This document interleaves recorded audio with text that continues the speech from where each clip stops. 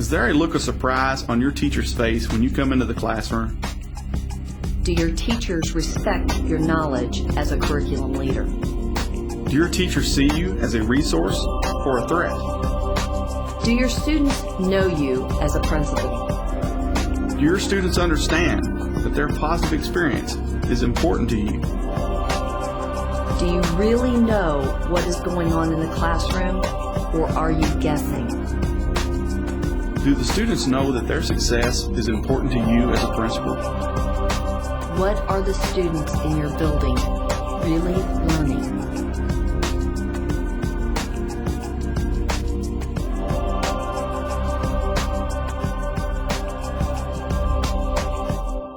For administrators to be truly cognizant of the type of instruction that's going on in the classroom, they need to be in the classroom on a regular basis. The traditional model of principals conducting formal observations is simply an ineffective method for measuring teacher efficacy and student achievement. The focus of lesson snapshots is not about catching teachers in weak moments. On the contrary, the purpose is to be more visible and to witness how teachers use their craft to teach concepts to students. When teachers and students begin to see impromptu observations as common occurrences, they naturally become more at ease with the concept, until eventually it is so familiar that it just becomes part of the school culture. Principals need to see what teachers are doing in class on a regular basis. It is not enough to be heavy in the classroom 1 month and then revisit the teacher's classroom after a 2-month hiatus. In this situation, resulting data would be unreliable, and the message sent to teachers and students is not consistent with the concept. The best way for administrators to experience the type of learning that takes place in the classroom is for them to become part of it. Asking questions, looking at student work, and becoming part of the instruction provides insight that is impossible to gain otherwise.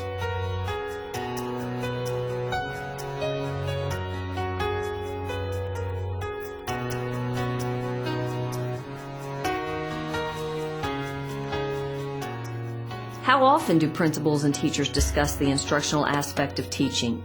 Very often, conversations focus on reactive measures such as disciplining students. While discipline is important, it is not the reason for education. Do teachers see principals as resources? Better yet, do they feel like their administrators are approachable? Imagine a scenario that includes a teacher casually serving her hall duty, engaged in conversation with her principal. Instead of idle talk to pass the time, she decides to ask what he thought of the lesson introduction that he witnessed earlier in the week. Then, since she knows he taught AP History, what does he think would be an attention-getting segue into the industrial age? The principal has credibility with the teacher. She feels confident that he knows what is going on in her class because he is in there, part of it, regularly. Visualize another situation. A principal in one of her snapshots drops in on an English classroom.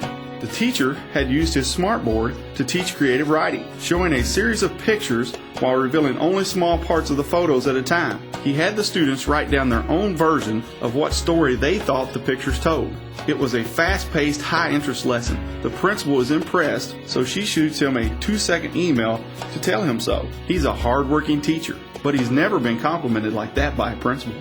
A week later, the same teacher invites his principal into the classroom to see what he's doing in class with Macbeth, a relationship centered on student learning. The common denominator between administrators and teaching has begun. When this type of cultural shift occurs in a school, professional development becomes an archaic notion. Discussion of teaching methods, assessment, student motivation, and achievement, all common professional development topics, are now addressed through the school year in a more meaningful, contextualized way.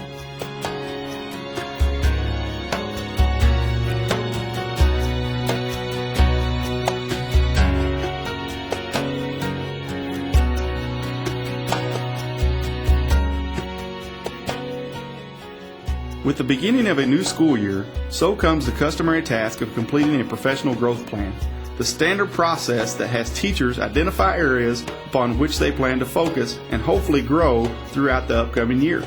Typically, in those early weeks of school, teachers are given a form and a due date, not much else. While introspection might be encouraged, it is normally left to the teacher to determine their own plan.